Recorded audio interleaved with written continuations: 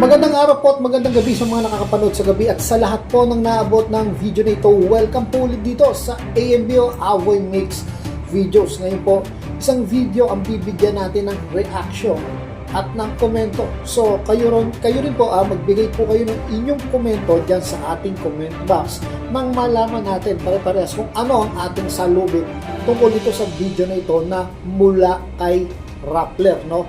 Ito po ay usaping West Philippine Sea pa rin po, no?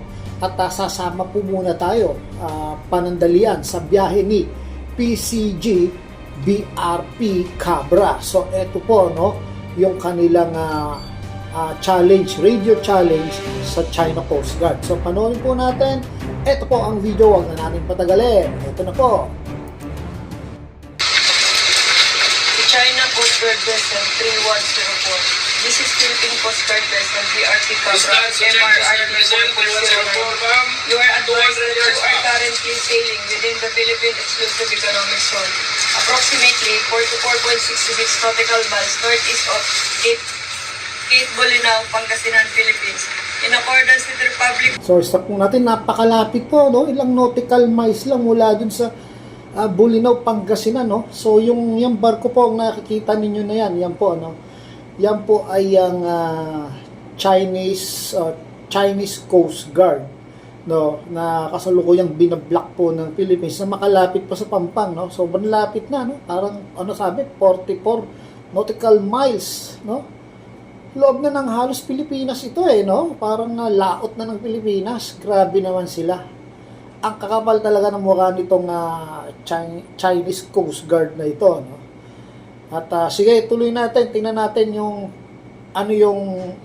response ng China rito. Act 1064, the Philippine Maritime SOSAP, the United Nations Convention on the Law of the Sea, of PHUR Signatory State. In the 2016 arbitral award, it do not possess any legal authority to patrol within Philippine Exclusive Economic Zone.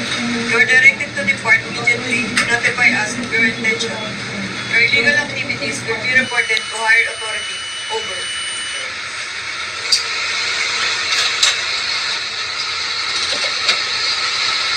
And therefore, patrolling in the sea area of the People's Republic of China in accordance with the law.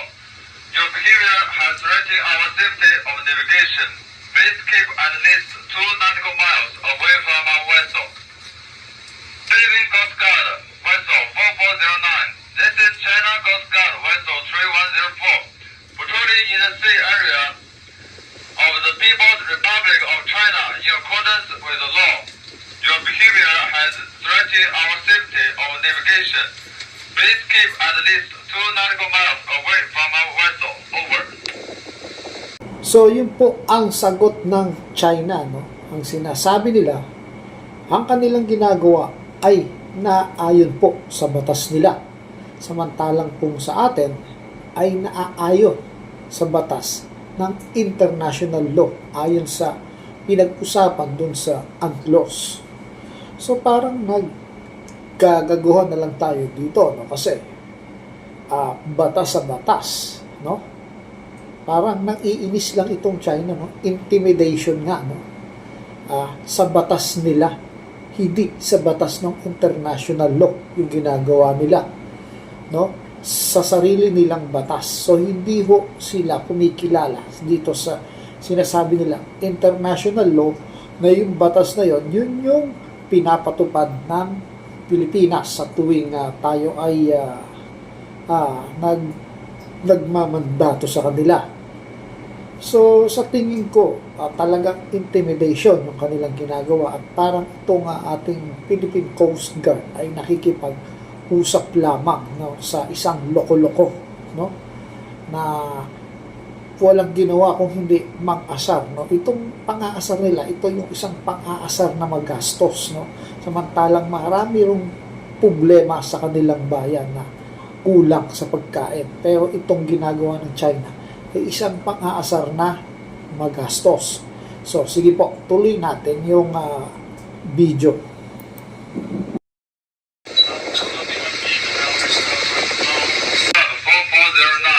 This is China Coast Guard 3104.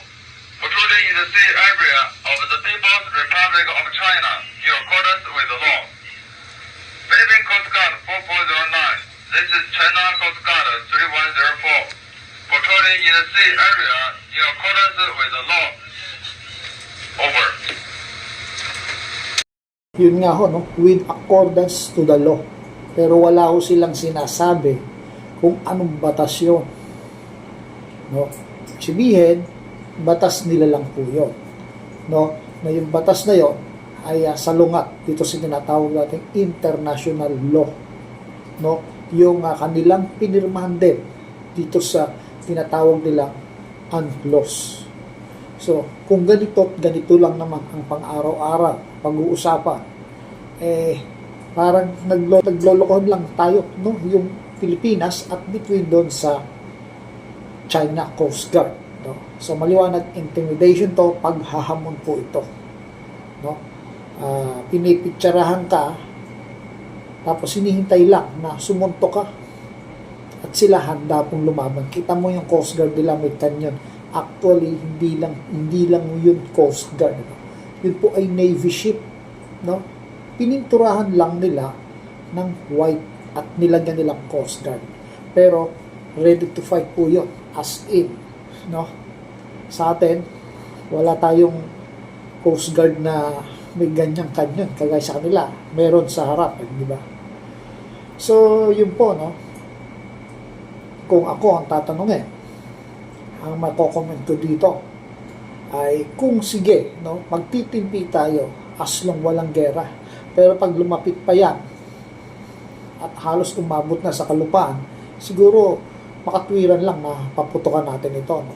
Sabi nga ni Presidente Marcos ay wala pa tayong malayo, no? Wala pa tayong kalahati para makalaban sa kanila, no? Yung ating may equipment ay kulang na kulang pa. Pero nga, andyan po yung tinatawag na mga kaibigan nating bansa. Yung joint military patrol natin within America, Australia, Japan, nandyan po. So, para saan pa yun? Para saan pa yung ginagastos natin doon kung hindi natin gagamitin yan? So, hanggang dito na lang po. Ito po ang Avoy Mix Videos. Maraming salamat po.